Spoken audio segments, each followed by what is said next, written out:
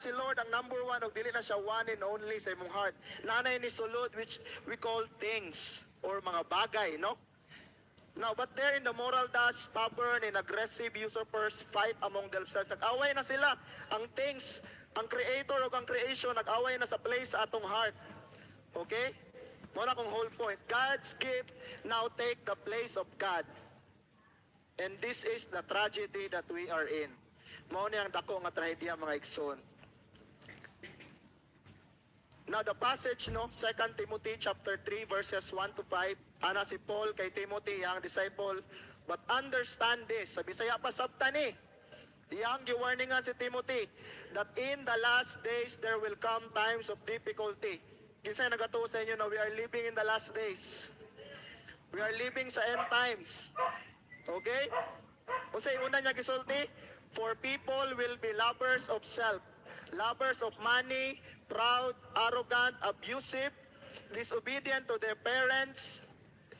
Nagasupak daw sila sa ilang mga mamagpapa, ungrateful, unholy, heartless, unappeasable, slanderous, without self-control, brutal, not loving good, treacherous, reckless, swollen with conceit, lovers of pleasure rather than lovers of God, having the appearance of godliness but denying its power. Avoid such people. Kung sige napasabot ni Apostle Paul diri mga igsoon. Again, no? Kaning book of Timothy, first ug second chapter, iyang gi-encourage si Timothy. Then third chapter, which is kaniya itong topic karon, iyang gi-warningan si Timothy. Nga, understand this, mauni ang mga tao sa last days. Mauni ang kinaiya sa mga tao kung ikaw nagpuyo sa last days. Kung sa iyang unang gisulti, for people will be lovers of self. He gives us 19 traits. 19 na kabuk. Ihap na ko na. Pwede nyo na ihapon nun niya, no? So, although 19 na siya kabuhok, isa lang atong storyahan karon. Kaning lovers of self lang. Ano man? Because to love the self is the first manifestation of pride. Okay? The sin that made the devil fall. Unsa may sala nga na fall si devil o si Satan? Pride, okay? Unsay sin that made Adam and Eve fall? Pride, the sin of pride or nag-disobey sila, okay? Tama to Ken. A blasphemy unto God, His nature, His character, His glory, thus to possess all the traits Paul just mentioned.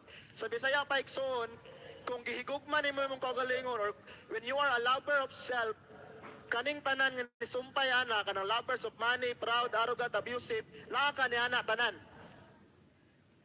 When you love yourself, you love money. When you love yourself, you are proud. When you love yourself, you are arrogant. Mga igsoon, klarohon lang ako, wala ko na suko. Para lang madunggan ko ninyo, okay? When you love yourself, you are abusive, you are disobedient to your parents. When you love yourself, you are ungrateful, you are unholy. Pagbasa na ko ani igsoon, murag kutsilyo, gitusok sa kong kasing-kasing.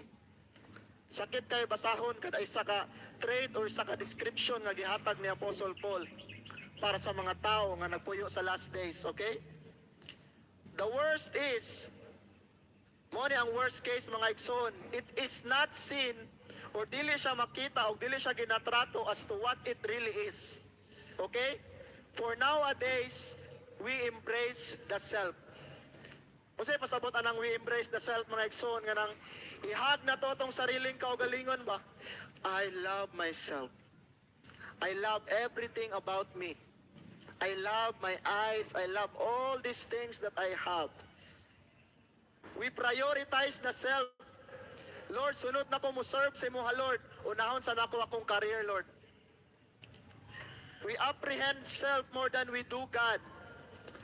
This self-life, kanina kong gimension sa inyo, Exxon, ganina pa, is hidden in the darkest chamber of our hearts. Nakatago ni siya sa sulod sa tong kasing-kasing. Except, Exxon, it is the very thing we are. It is the very thing we are. Kita ni Exxon, okay? But let me expose it to light. Gusto na ako, ibutang ni siya sa kahayag, mga Exxon. Let me just focus on this one trait, lovers of self. For when you have this, you have everything. When you surrender yourself, you surrender everything, mga Exxon. Lamina mo sa kuha? kung isure